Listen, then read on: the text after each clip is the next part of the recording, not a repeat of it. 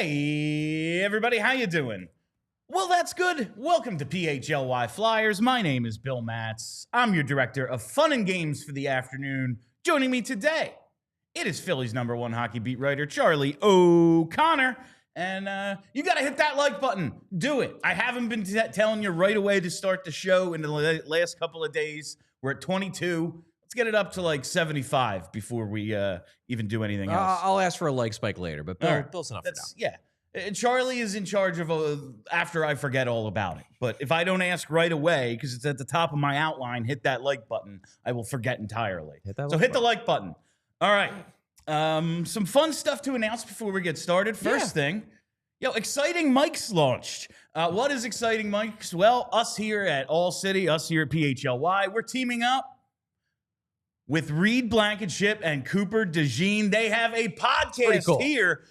Check it out on the Exciting Mics YouTube page. It's really freaking cool that we are going to be working with them. Recorded an episode last night. They have a lot to say, and it's just, two members of the greatest defense in Eagles history, quite honestly. Yeah, current players. So you're going to get to hear, insights from inside the room, what's going on with the team. Now, during the summer, probably not getting too many juicy details, but I would assume once the season begins and they're talking on the games and talking on what's going on with the Eagles, hopefully it's good. Well, it's all good things because the Eagles are rolling towards a second straight Super Bowl win, but that's when I think it's going to get really fun, but seems like it's going to be a great show. Funny story, when I first heard that we were bringing this on, I had a meeting with Vince, our boss, and he's like, "Yeah, we're going to do this Eagles show with Reed Blankenship and Cooper DeJean." I'm like, "Oh, you're going to call it Exciting Whites?" And he's like, ... Exciting Mics. I'm like, "That's perfect. I love it. I love it." Brenna told me the name a few weeks ago, and I was like, "Oh, Exciting Whites. That's funny." Yep. And she's like, "No, Mics." Mics. I was like, "Oh, okay. Well, yeah, all right. Play on words. Yeah, I dig it. Make sure you check it out. It's really freaking cool. How awesome for us.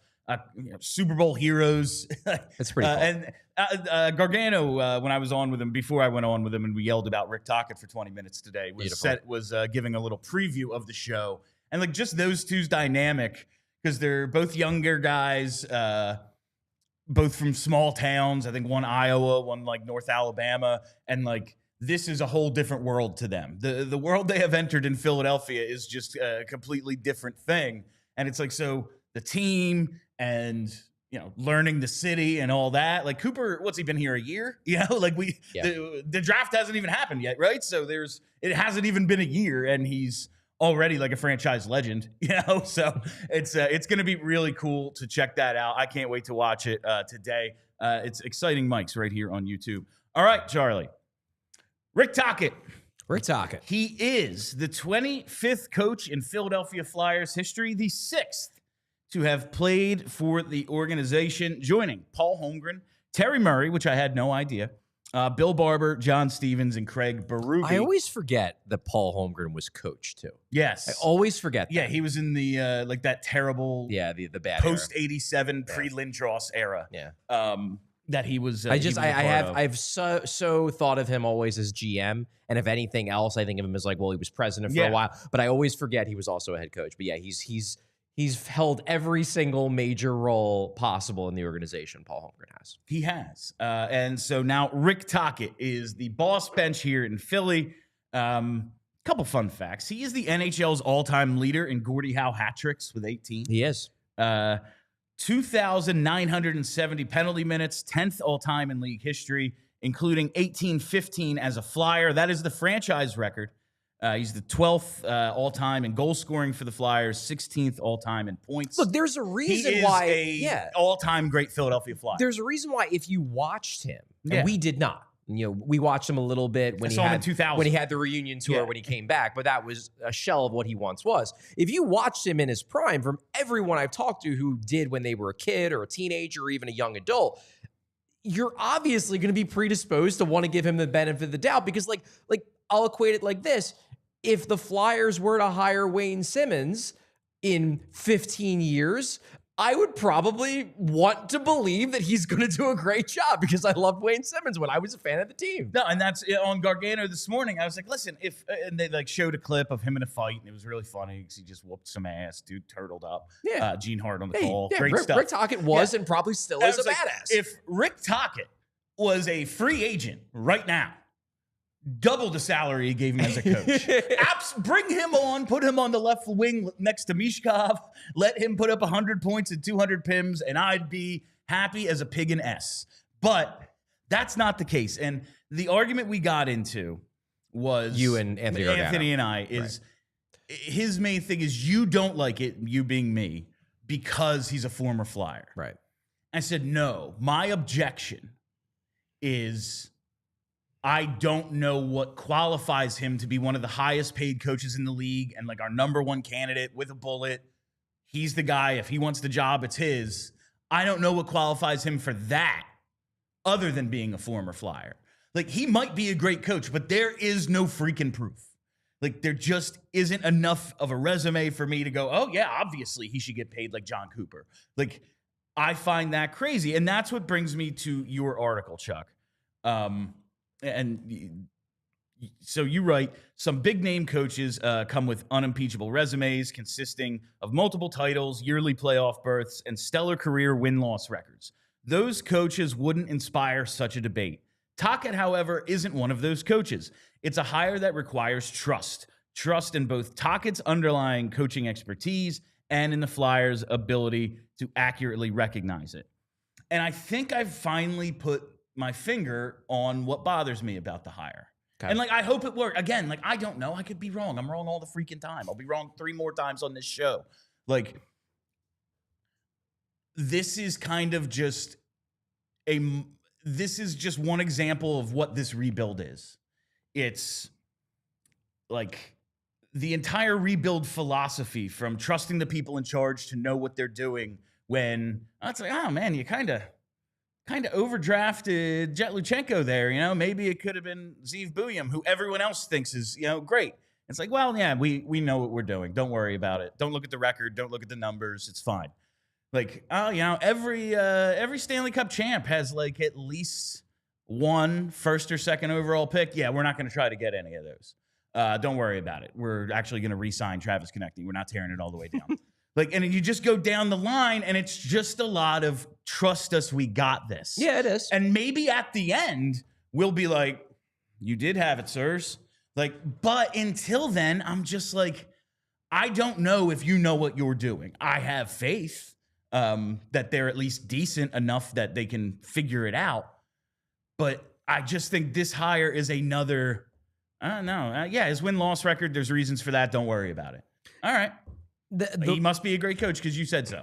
I see where you're coming from, and I do think there absolutely is an element to that. The one thing that I will push back on a bit is I don't love the comparison of the Luchenko over Buium pick, or really it was trading down and then taking Luchenko. But that decision and this decision, because I would say that the Luchenko pick was much more against the grain of hockey consensus. Yes.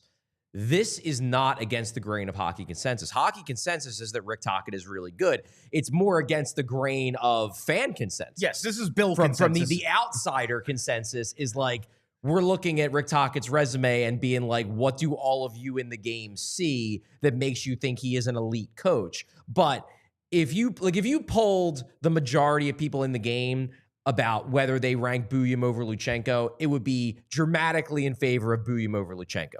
If you poll people in the game and ask, is Rick Tocchet a top-tier NHL head coach, it would be dramatically on the side of, yes, he is. It's more the outsiders, and I know this in the article, it's people on the outside that are more skeptical of Tocchet. People on the inside are they believe that the Flyers are correct in valuing him as they do. This is all through the lens of Bill consensus. Fair. And yes, that Bill is consensus. That is a distinction, because like, yeah, that was a surprise to people who would, like the Luchenko thing, a surprise to people who would absolutely hire Rick Tocchet. Right. Like, absolutely. Side note here, Charlie, on your article, maybe you're my friend and I'm biased, and also you used a reference from A Few Good Men, but it's a great movie. This is a great freaking article. Thanks, man. Read it. If you're not a diehard, what the hell are you doing just for Charlie's stuff? All right.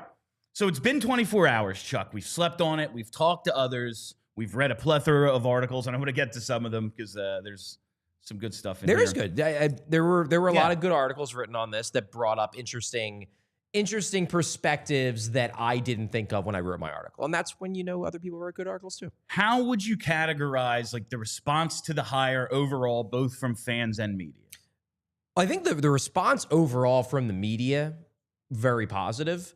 I feel like my article is probably the least positive, and I don't even think it was negative. It was just kind of saying, look, you can take, depending upon your pre-existing perspective on Rick Tocchet, you're going to see his resume in different lights. That was my point. But I think overall, the perspective of the media was pretty positive on the Tocchet hire.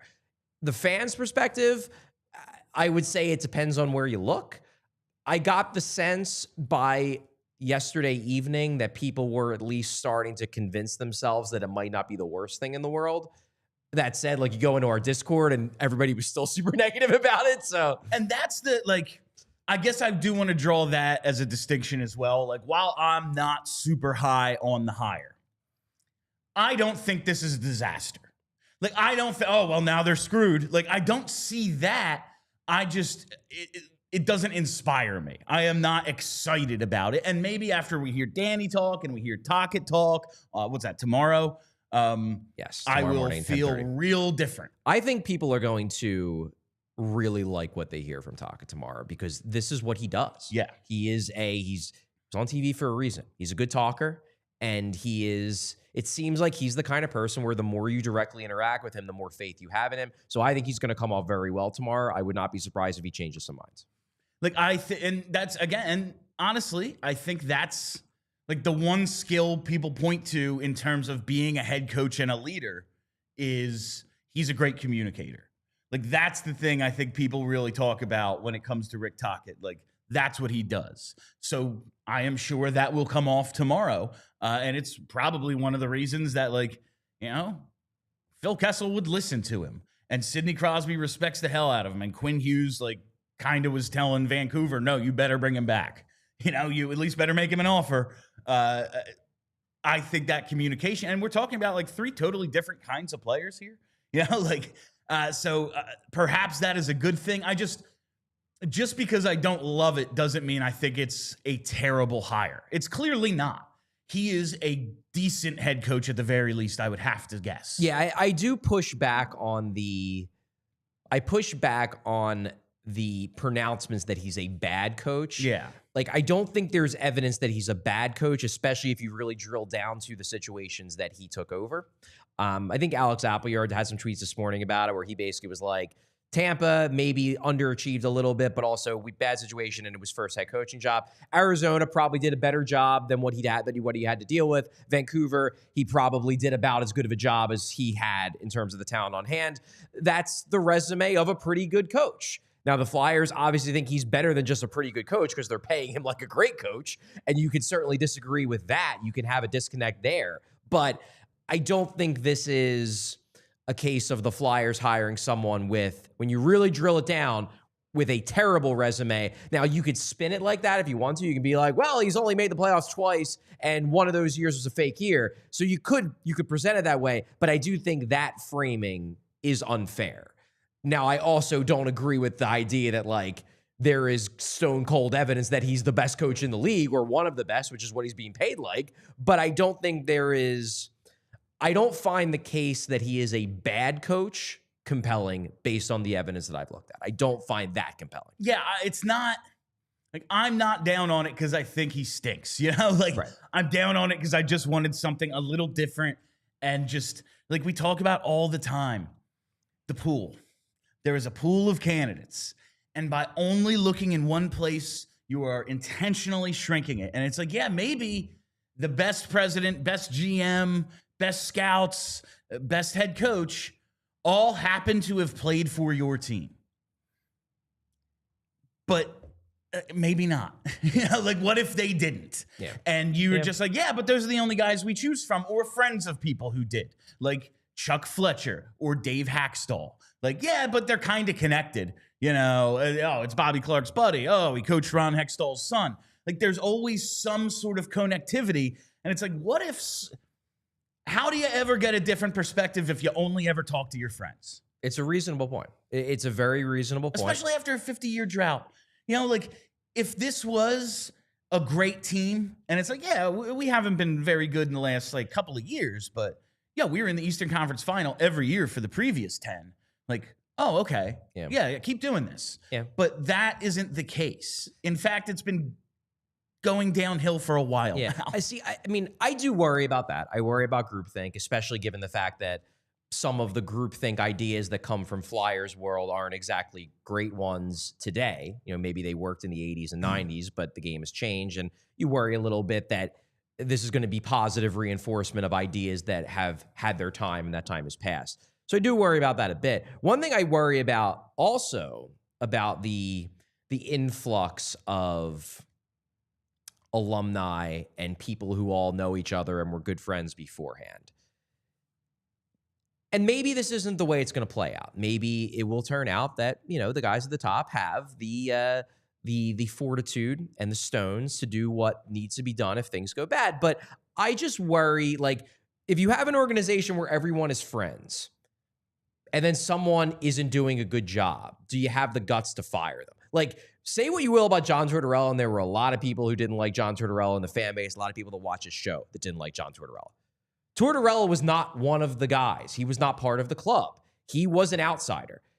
It's easier to fire an outsider than it is to fire your friend. Yeah. And like, that was one thing that, you know, maybe I have some issues with some of the decisions that Ed Snyder made at the end. But one thing I will always give Ed Snyder credit for, like, he wasn't afraid to fire his players and his buddies. He had the guts to do it. He had the guts to be like, hey, you're not doing a good job. You're fired. Bill Barber, you're fired. Like, he would do that. And then he would find ways to bury the hatchet later. But he would have the guts to do that. Now, will Keith Jones have an issue firing Rick Tocchet if Rick Tockett's doing a bad job? Like, I'd like to think he won't, but you wonder. It's just like, yeah, Paul Holmgren, things are really spiraling out of control. Oh, he just gave Andrew McDonald $30 million? Yes, we might have to do something. You know what? Let's actually put him in charge of everything now. Like, what? You just worry a little bit that like, and there's no precedent because we haven't seen these guys work. Know. But I just worry where it's like, you now have an organization where a lot of the guys at the top are friends and have been friends for a long time. And even if they all lost this job, they would still be going to alumni events. Like, if one of those guys ain't pulling their weight, do the guys at the top have the guts to let them go if that needs to be done? Now, in an ideal world, everybody does a great job and no one ever needs to be fired. And these guys are running the show for the next 30 years because the Flyers have won 5 cups. But if that's not the way it plays out, is it tougher to fire Rick Tocchet because he's your friend? It's something that absolutely at least has to be a question. Like, it's something that does need consideration. And that's, I want to get into some of the articles, and that's kind of like the crux of Jordan Hall's. Like, yeah, he's a former Flyer, but that's not all he is. So give him a chance. And it's true. He does. It's true. He does deserve a chance 100%. But I think it's fair to kind of label him former Flyer until proven otherwise. Like, I'm sorry. Like, I love this organization as much as anything, but you're running out of benefit of the doubt. I've never seen a Stanley Cup. They've been to 2. They're 2-8 in those games. Like, I'm 36 years old. I'm running out of time here. I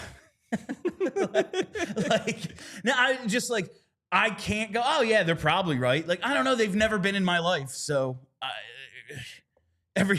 even when they make the right move, it backfires. Like, yeah, trading for Lindros, right move, backfired. Like, it was we got a lot of fun years. Absolutely. But that's the thing. It's like, it was objectively correct. And it's like, still backfired. It's frustrating. And I know we tend to like lump everything in as fans. Like, you know, who has nothing to do with that? Anyone in charge now. You know, like, I get it. It's just like, I am having trouble with benefit of, oh, yeah, trust us. Well, I don't know if I do all the way.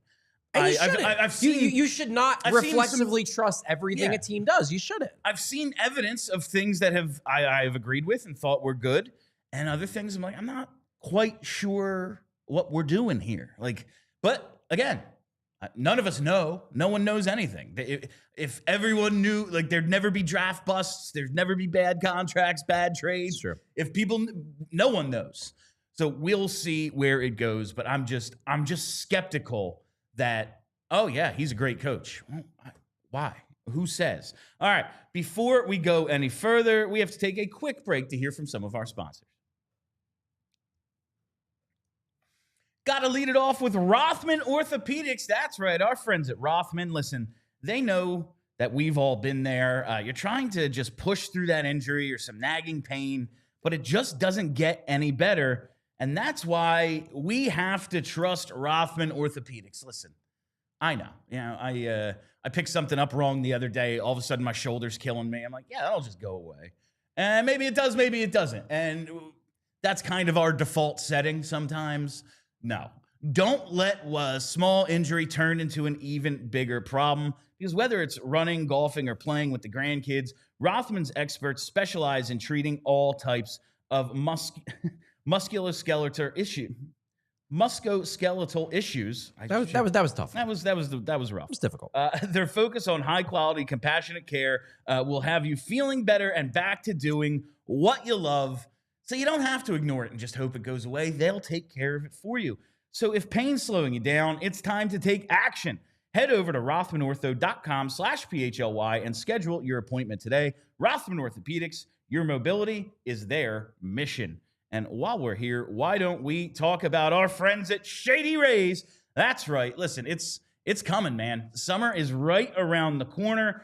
And our friends at Shady Rays are helping get you in the right frame of mind with their premium polarized shades that won't break the bank. Shady Rays is an independent sunglass company offering a world-class product rated 5 stars by over 300,000 people. And their sunglasses have durable frames and crystal clear optics, making them the perfect choice for all your outdoor adventures. And they come in so many colors and styles, you are bound to find something you like. You know I'm a big fan of Shady Rays. I wear my Shady Rays every day. I have a pair right over there in my backpack that I meant to get out and wear for this read, but I forgot. But just take it from me, they're awesome. You know, I always say, sometimes you have polarized glasses on. Maybe you're in the car trying to look at your nav screen, and it like weird effect, kind of like it gives my wife an absolute headache. She can't wear polarized sunglasses, but Shady Rays, for some reason, doesn't do it, and she's all good.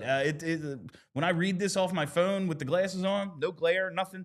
I'm a big fan of Shady Rays. I think you'll be too. And right now, PHLY viewers and listeners, is the time to find out. Go to shadyrays.com and save 35% off polarized sunglasses with code PHLY. Over 300,000 people have rated Shady Rays 5 stars, and you can be the next. Just use code PHLY today at shadyrays.com. All right. I want to get into some of these articles and just kind of break down each of their overarching point here. And the first one from Kevin Kurz, I think, makes some interesting points. It's, while some fans may bemoan hiring another individual with deep ties to the Flyers organization, Tocchet hasn't ever worked directly for the club in a non-player capacity. That's true. His coaching career began as an assistant in Colorado under Bob Hartley. He did work in TV for the Flyers as a Flyers studio analyst for Comcast Sportsnet, but not directly for the team when he left the Lightning. And he was on the original NHL on TNT panel before he went to the Canucks. Yes, he is a former Flyer, but it's not as if he's Bobby Clarke. It's true. Like, that's all right. I can kind of buy that. Like, yeah, he did happen to play here. He also played a ton of freaking places. He's worked a ton of other places. How does that, like, can you buy, all right, so maybe he's not just one of the boys because of that sentiment? Well, so yes and no. I agree that the fact that he's been in other organizations, the fact that he came up a different way, likely has exposed him to different ideas that, he has learned under different people. He isn't entirely ingrained in the Flyers way of thinking. That is true. And that is certainly, I would say, a positive. Some people might say it's a negative. I would say it's a positive because I like getting people that have different ideas rather than just going with groupthink. By the same token, though, let's not be disingenuous here. Like, he's very much part of the club. Yeah. And if you've been around the Flyers for any little bit of time, you hear people that very much are obviously part of the club because they are part of the organization talking about like, hey, I heard from him from Vancouver that guy's soft or that guy's whatever. It's like, well, where do you think they're hearing it from? They're hearing it from their buddy Rick Tocchet because he's part of the club. And like, just in terms of that Flyers mentality, I mean, he's a Broad Street bully, but the next generation. Yeah. Like, he's not just a former Flyer. He's like one of the guys you would draw if you were to draw what a Philadelphia Flyer exactly. Like the archetype, the prototypical Flyer. Yeah, he is a caricature of the Philadelphia In Flyers. a way, yeah.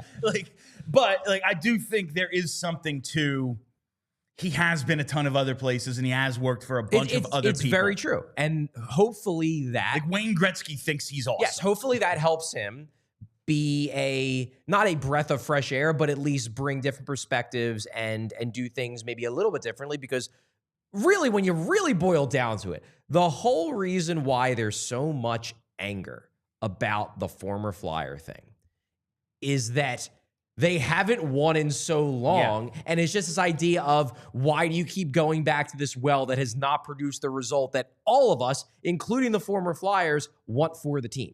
That's where the anger comes. If the team was winning a cup every 5 years, no one would care that you're hiring all former Flyers. It's the idea that, like, you do this for years and years and years, not get results, and then keep doing it. That's where the frustration comes from. And if Rick Tocchet can bring that, but a bit different, that could work. It could. The second Kurz piece up on The Athletic, this one I think might be, it's tough to like say, because it's like not a quantifiable thing, but I think it might be the best case for Rick Tocchet. It's the Flyers are going to have to be viewed as a franchise that's again on the upswing and therefore as a desirable place to play.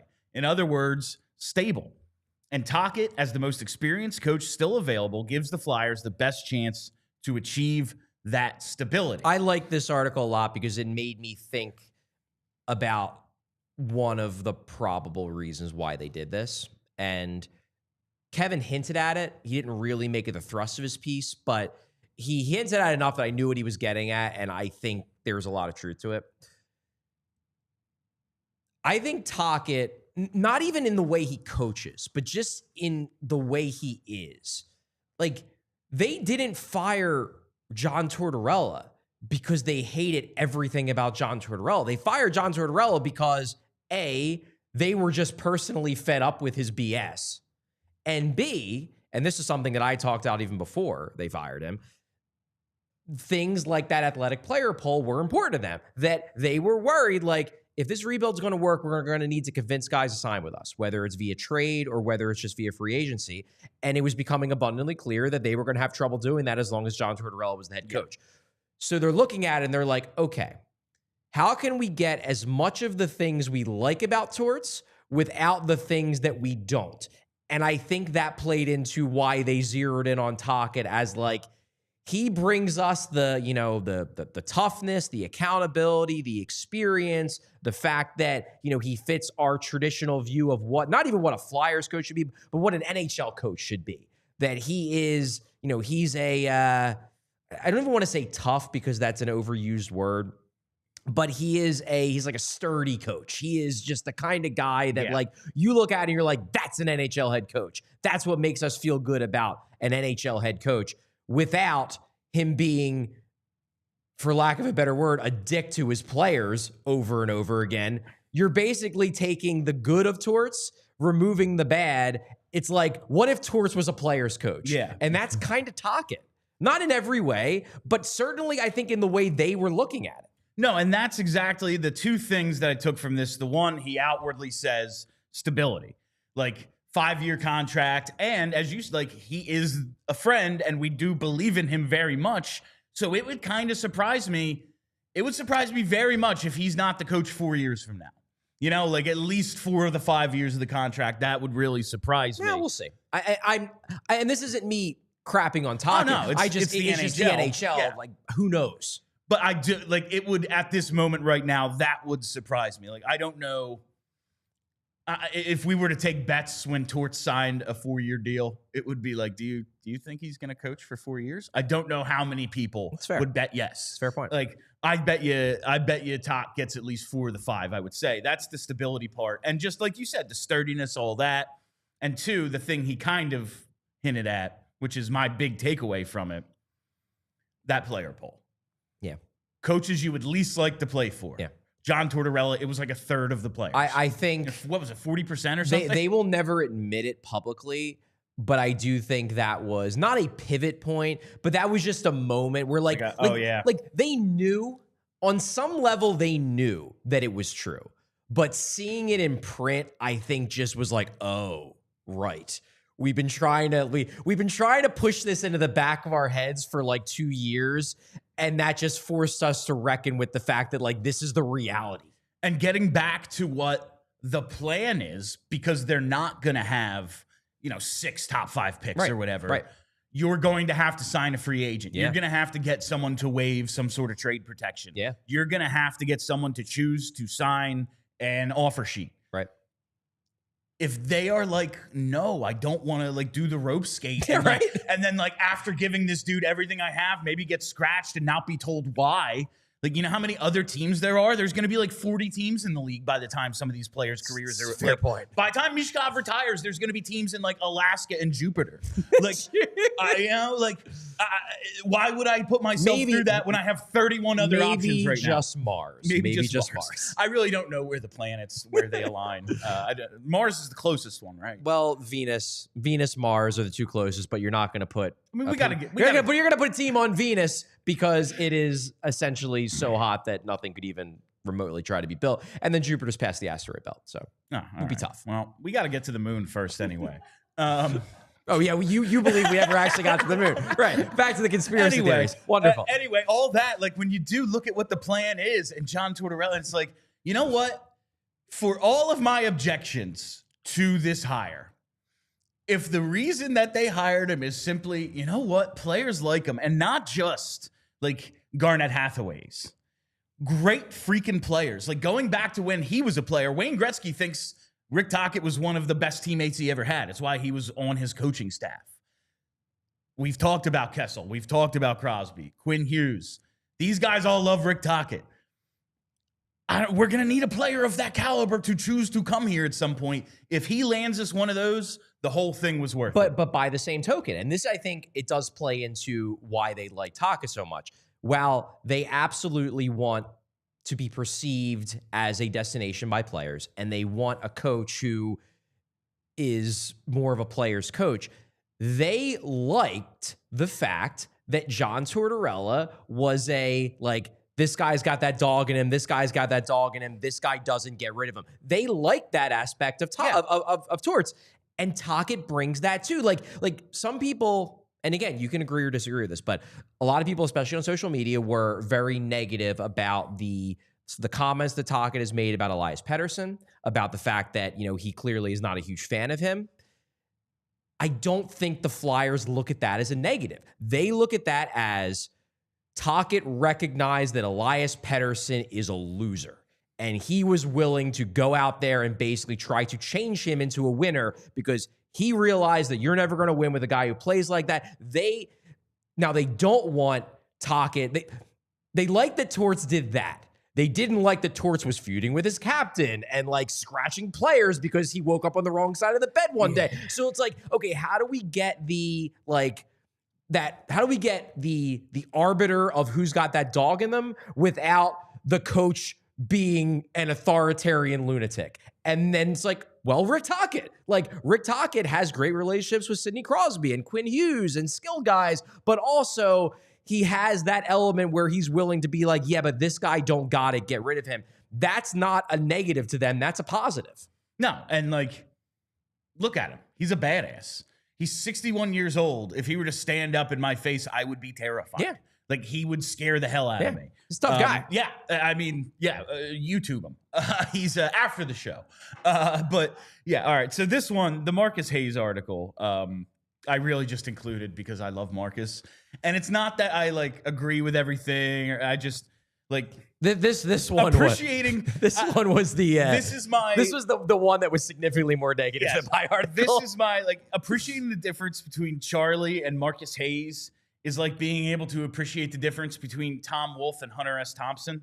Like, yeah, they're doing the same thing, but it is so wildly different that it doesn't feel like it at all. But I do like both things for like vastly different Marcus reasons. went all in on going after the Flyers on this hire. This one passage, and then we'll get to the other one. But once again, the chronically, institutionally nepotistic Flyers are showing injudicious impatience. They're hiring a 61-year-old coach at his fourth and perhaps final head coaching stop, a man who will be justifiably desperate to win at all costs, to run a team that, despite the insistence of its front office, is years from winning anything. I will say that first sentence, that is some fun writing. That's some fun writing. That is great. That's some good prose. Yeah, that's he wrote that and like, what? I just took a sip, like.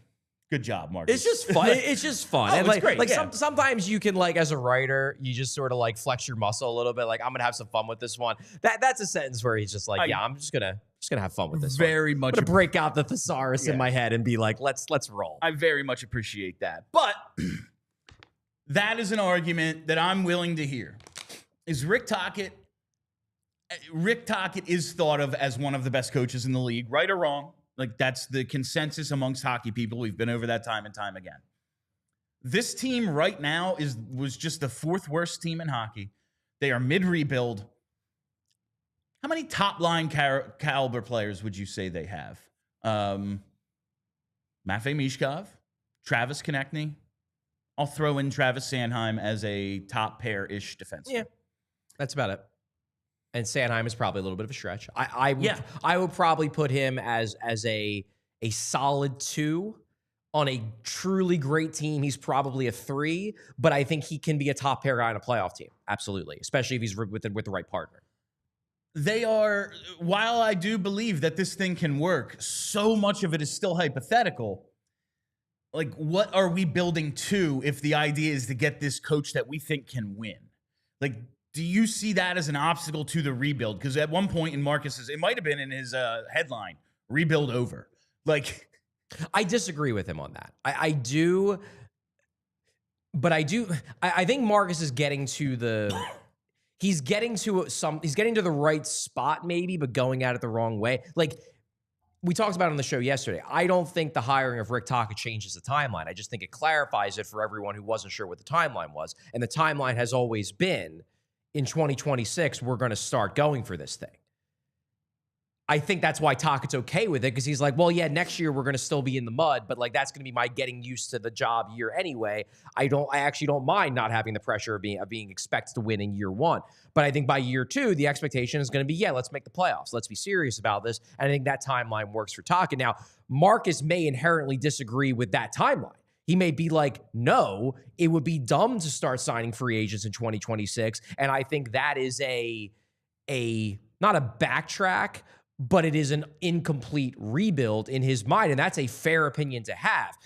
I disagree with him that the Tocchet hire is the result of them changing their plan. I just think it showcases that, like, I don't think they ever planned to be bad for 6 straight years. I don't think that was ever their idea jumping into this. No, and they told us that from day one. And that gets to Jordan Hall's article, finally, from NBCS Philly. The idea that maybe he might be a little bit better for a young developing team than you think. And Jordan wrote, in Vancouver, he helped a playmaking Quinn Hughes take off last season and win the Norris Trophy at just 24 years old. The Flyers have a young team and should only be getting younger in the future. Having a coach that understands how to unleash young talent can only help. Yes, he's a former Flyer, and that's not an awful thing like some make it out to be. It's also not the only thing to know about Tocchet. There's much more. Give him a chance. I included that part because it's kind of the whole point. But the Vancouver stuff, notably Quinn Hughes, and we have seen some really good players that we were like, are they going to take a step? Take a step under Tocchet. Now, obviously, Elias Pettersson, major backtrack under Tocchet. But Quinn Hughes is one of the 2 best defensemen in the league. look at Vancouver, any of the Charlie numbers, with him on the ice and without him on the ice. They're a legitimate freaking team when Quinn Hughes is out there. Yeah. And when he's not, they are way worse than their record right now. It's true. Tocchet had a hand in that. He had to have. He is the head coach of this guy through this point in his career. The early 20s got him to this point at where he won a Norris Trophy a year ago. That was one of the best players, one of the best defensemen in the league this year, just happened to get hurt. Maybe he's a little better at developing players than we would give him credit for because of that perception we have that he's Tortorella, you know? Yeah. And we always said that I think Tortorella gets dinged with some things improperly. Like, I kind of like him as a teacher. That's kind of his thing. But do you think there's that perception? Like, oh, actually, he's a better teacher than you think. Like, I kind of buy this argument as well when you just look at Quinn Hughes, young guy. Like, yeah, Sidney Crosby didn't need any teaching. Phil Kessel didn't need any teaching. They're finished products at that point. But Quinn, no, not at all. I would not be surprised if this is a big theme of the presser tomorrow. If they really hammer this home, that they believe Rick Tocchet is a good teacher. Because I agree with you. I don't think people view him as a teacher. I think he is viewed by the collective whole as more of a win now guy. He's on the older side, to be sure, but just like he has that perception of, you know, tough as nails, I want to win, winning's all that matters kind of guy, which fair. I suspect the Flyers will go out there and present him as someone who they believe can help their young guys. And I think there are a few things they'll point to. Quinn Hughes is a big one. Quinn Hughes was a very good defenseman before Rick Tocchet took over. Now he is one of the best players in hockey. They will say that Rick Tocchet is a big part of why Quinn Hughes took that step. And hey, don't take our word for it. Take Quinn Hughes' word for it. He was stumping for the Canucks to keep him, to keep Tocchet. He was the big guy in Tocchet's corner. But they're going to say it's not just Quinn Hughes. They're going to say that under Rick Tocchet, and this was the very first job that Rick Tocchet had as a head coach, Steven Stamkos had his first 50-goal season in year two. In year two under Tocchet. That Steven Stamkos, now maybe Steven Stamkos is going to be a star, whatever, but to score 50 goals in your second year under a first-time head coach, they're going to say, hey, star player, great, and probably a Hall of Famer, and Steven Stamkos developed very quickly under Rick Tocchet. Maybe they're going to say there's some similarities between Stamkos and one Matvei Michkov. They're going to point to Pittsburgh, and they're going to be like, Jake Gensel came up that second year, was one of the best players in the playoffs during that playoff run for Pittsburgh. Sure. That was Rick Tocchet as the coach of the forwards in the power play. He worked directly with Jake Gensel. They're going to point to that. They're going to probably point to guys like Clayton Keller over in Arizona. They are going to sell Tocchet as a good teacher of young players, whether he is or not. He has had success doing it. Is he one of the best? I don't know. But they're gonna say that's part of why we hired him, because we think he's the right guy to teach our young guys.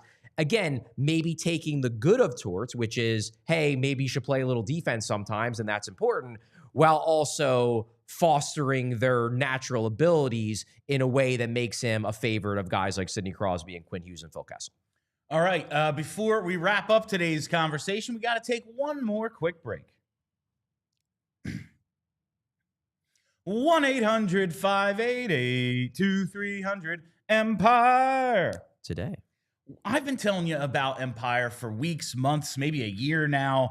But why is Empire Today your best bet for a new floor? It's because they have flooring experts. Empire Today lives and breathes flooring, and they'll be with you every step of the way. It's a whole different ballgame than when you go to those big box stores, and if you can even find someone to talk to, they don't know what the hell they're talking about. No, Empire Today is with you the entire time, and they're with you in your home. That's right, because Empire Today brings the showroom to your house so you can pick the right flooring and the right colors for your space in your space. See how it looks with your furniture, up against the colors in your house, all of that. And they're taking the precise measurements for you and will have all your questions answered, so there are no surprises. With Empire Today, you get clear, upfront, and all-inclusive pricing. Plus, you can schedule installation as soon as the next day. So schedule a free in-home estimate today, because some things are just better at home. PHLY listeners can receive a $350 discount when using promo code PHLY. Yes, you heard that right. A $350 discount with code PHLY. Restrictions apply. Visit empiretoday.com/PHLY for full details. While we're here, it's game time, baby. That's right. Listen, not a ton of playoff hockey in the area to get excited about, but it's summer concert season. There's always comedians, theater, everything coming through this city and the surrounding area. And to get tickets to anything you might be interested in, you got to use our friends at Game Time. It is my absolute favorite secondary ticket market app. And it's because it features like Game Time picks, where they filter out the fluff and show you only the best deals on the best seats.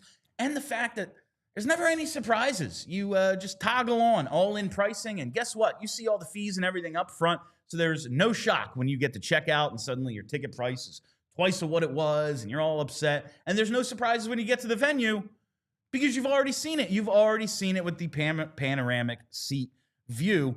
So take the guesswork out of buying tickets with Game Time. Download the Game Time app, create an account, and use code PHLY for $20 off your first purchase. Terms apply. Again, create an account, redeem code PHLY for $20 off. Download the Game Time app today. Last minute tickets, lowest price, guaranteed. Charlie, tell him to hit like. Hey, we're already at 229 likes, but I'd love to get to 250. So let's have a like spike. Like spike. All right. Just got a throat thing there, but way to go, everybody. We got through it. All right. This is something you pointed out to me. The video of the trio of Flyers leadership calling Sean Couturier, because I watched it for 10 seconds, heard people speaking a language I don't speak, and turned it off. Turned it off. And then you put it in the outline. I think it's worthy of talking about. No, there's a reason for this. So I went back and watched it and immediately saw what you saw, Charlie. Right. So this video was, whether it was staged or not, unclear. It clearly was staged. I'm saying like whether they told Couturier that they were going to be calling him and doing this and recording, or if that was candid, I'm not sure. It was clearly staged. It's a video recording of Dan Hilferty, Keith Jones, and Danny Briere calling Sean Couturier to tell him that they just hired Rick Tocchet and wanted to give him the news before it comes out. And it starts out in French, then Briere switches over to English, and then Jonesy jumps in and says a few things and whatnot. And I thought the funniest part of it was when Couturier is like, well, I'll tell the boys that all the rumors are true. That was funny. When Jonesy tells him, so we want you to tell all your teammates, like we think it's great coming from you. And Coots jumps in, I'll confirm all the rumors, I guess. Yeah. And that was the first time I was like, oh, maybe this wasn't totally staged. I'm pretty sure it was. But I was like, oh, that was a pretty funny, that was decent. Like, it's hard to tell because, like, Sean Couturier, not exactly the most inflexive, like, he's kind of monotone all the time. So it's hard to tell if he's acting or not. True. Honestly. But when he dropped that little joke in there, I was like, that's pretty good. Yeah, not bad. But you actually took something away from this. My takeaway is, because we talked about it earlier in the show, about the idea of, the good of Torts without the bad, that they like the fact that Torts was the arbiter of who's got that dog in him and who doesn't, but they'd rather the guy do it without like alienating the captain and, getting into near fist fights with young defensemen on the team. Like, they'd rather that not be involved. Just, tell us who's good and who's not, and then we'll make the moves based on our faith in your ability to evaluate toughness and competitiveness and grit. Well, this video tells me that they want to make it very clear, not just to Sean Couturier, but to the hockey world at large. Yes, all those people that we need to sign for or trade. Trade for or sign. That we're back to treating our captain well. That we are the days of captain not having a relationship with the head coach, the days of people around the league wondering like, man, they're doing Sean Couturier dirty. Those days are over. Sean Couturier is finding about this first, and we're going to show everyone, Couturier and everyone else, how important the captain is to this whole thing. That was a very, very intentional thing, not just to fans and Sean Couturier, but to the league, that, hey, things are different now. Bad man's gone. We're treating our captain right again. No, that was after I did go back and watch it. I was like, oh, yeah, exactly. 100%. That's what this is. Yeah. There's a reason you put it out on social media. Like, oh, yeah, we, tomorrow they tell us, oh, yeah, we called Coots and he told the team. That's one thing. To show the video of it, that's intentional, And listen, you might think it's corny, but it also needed to be done. we've talked about this. Like, it really seems like the team was out on tour. It's not just like, oh my God, he's such a pain in the ass, but like, yo, we hate this dude. Not everybody on the team, everybody, to be clear, but there was a vocal enough contingent of people who were just rolling their eyes whenever he came in, like, oh, this freaking guy again. Yeah. And it started with the Couturier scratch. Like, it actually goes back to the previous season. It was there before. Like, there were some guys, to be sure, who were like, on Torts. The Couturier scratch, I think, was the tipping point for a lot of people. And then you lose your captain. And that's the thing. Like, when you lose your captain, who do you have? Then suddenly it's like when other people are ticked off at the coach, and there's always going to be times where players are ticked off at a coach. It's hockey. It's competitive. You're not going to be happy with your ice time. You're not going to be happy with your usage. You want to be on the power play. You want to be on the penalty kill. You want to be playing with Matvei Mishkov. You're going to grumble. And then you go to the captain, and the captain puts his arm around your shoulder and is like, all right, yeah, probably unfair, but like, put your head down, put the work in practice, and the coach will notice. Maybe I'll put in a good word for you next time I have a meeting with him that, Joel's really trying. Like, that's what happens. And suddenly you had zero relationship between the coach and the captain, and that was all gone. You lose the captain, and then you lose like the de facto co-captain when they trade Scott Lawton. So it's like, well, where was this ever going to go? Well, exactly where it ended up. Exactly where we are now. We have a different coach. Yep. But the whole thing just very much, I did get a kick out of the video. And honestly, I appreciate that they did it.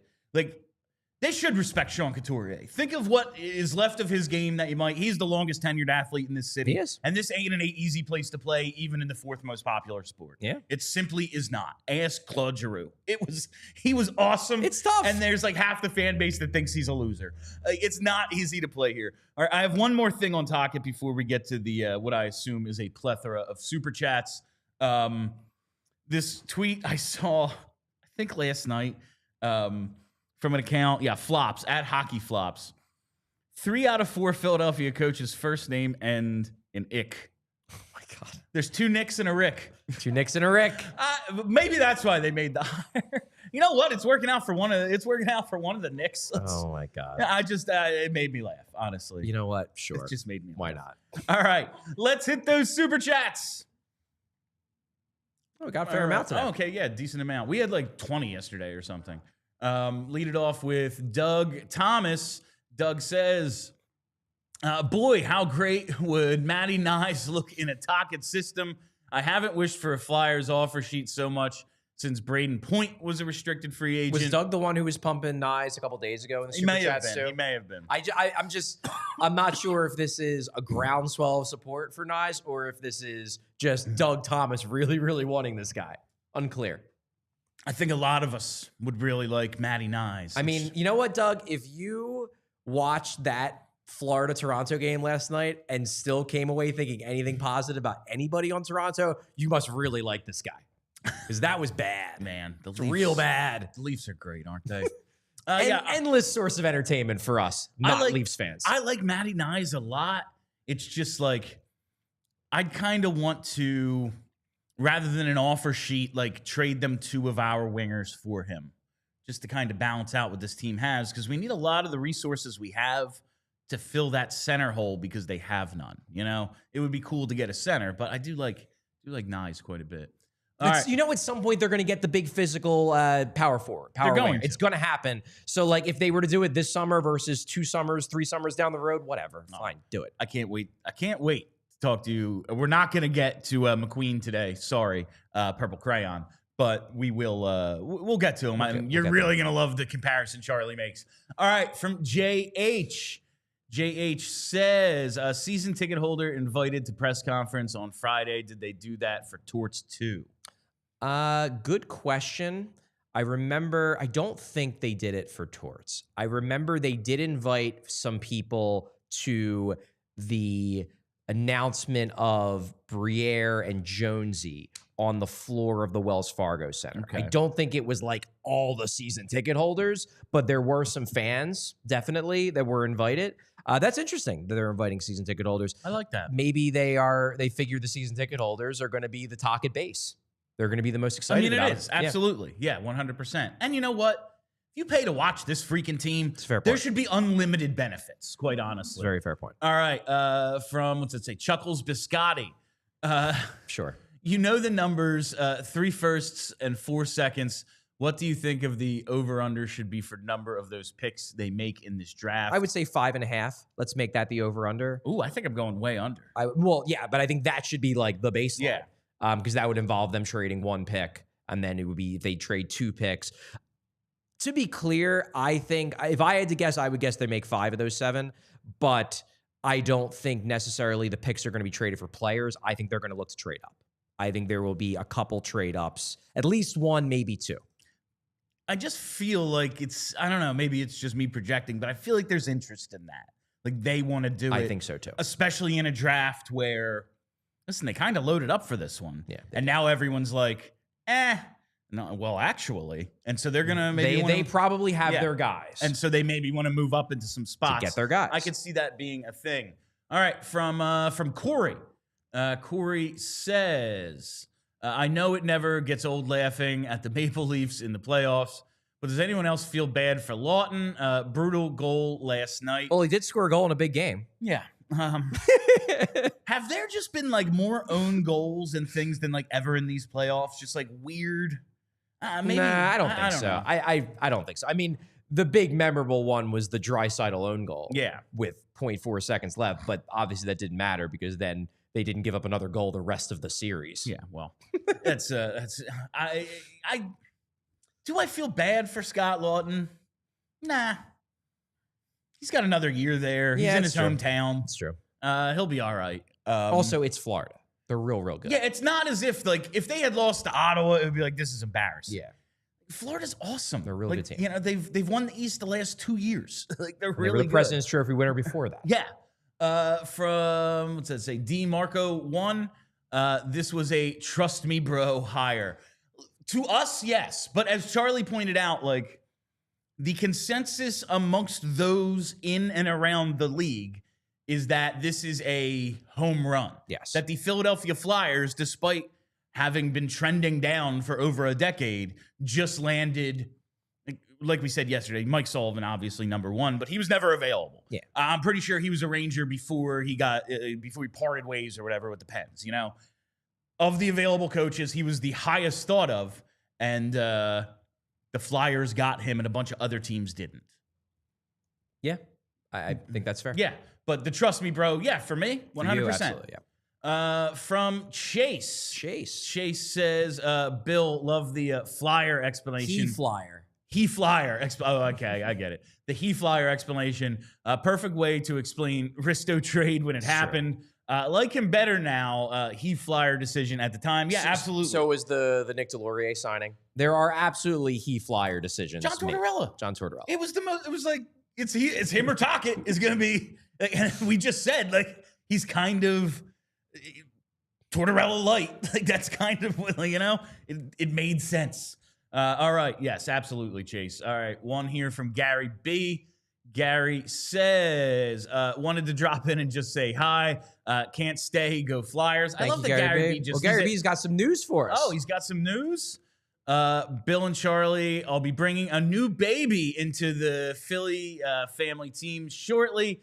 Can't wait to make him a diehard like me. Oh, hell yeah. That's Love awesome. it, Gary. That's Congratulations. Awesome. Do we sell baby clothes? We really should. We really should. We should. That's something we should bring up. That should be a somebody. thing. Get a little PHLY shirt. Yeah. Someone else, not me, but someone else get on that. And finally from our pal, Purple Crayon. Other prospects are the Thunder to McQueen's Lightning. Thank you, Harold. I am looking forward to talking a little McQueen. Maybe we'll do that tomorrow. We almost got to 300 likes. We got to 283. 283. Well done, gang. With well like done. a minute left. Yeah. Let's go here. Let's go. Charlie, there was one playoff thing I wanted to ask you. The Leafs? Yeah. Leafs bad? Do you think it's over?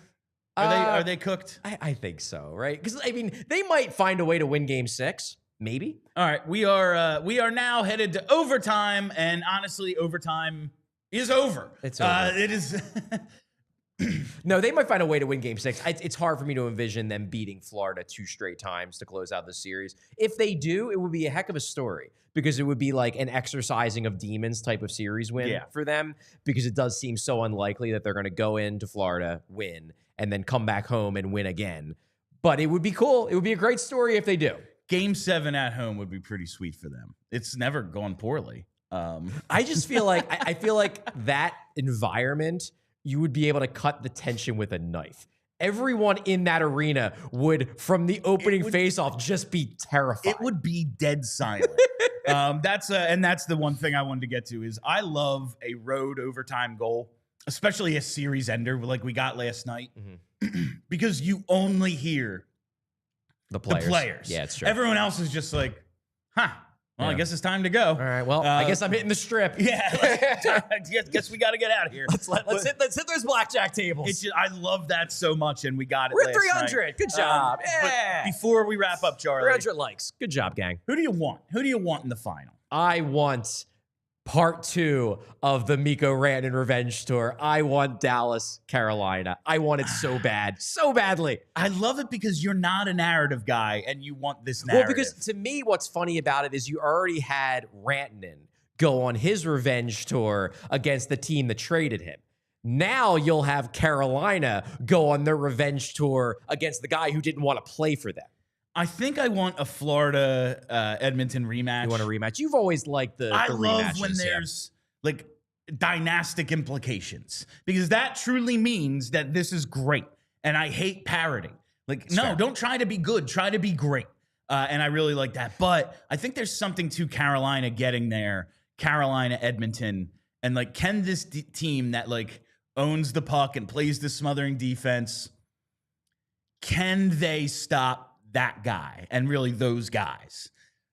I want to know which one will win. I will say one thing I'm liking, and maybe this will peter out quickly, but I mean, I grew up as a hockey fan in the late 90s. That was my kid staying up late watching Western Conference playoff games when my parents told me I should go to sleep. Like, that was my peak kid hockey fandom.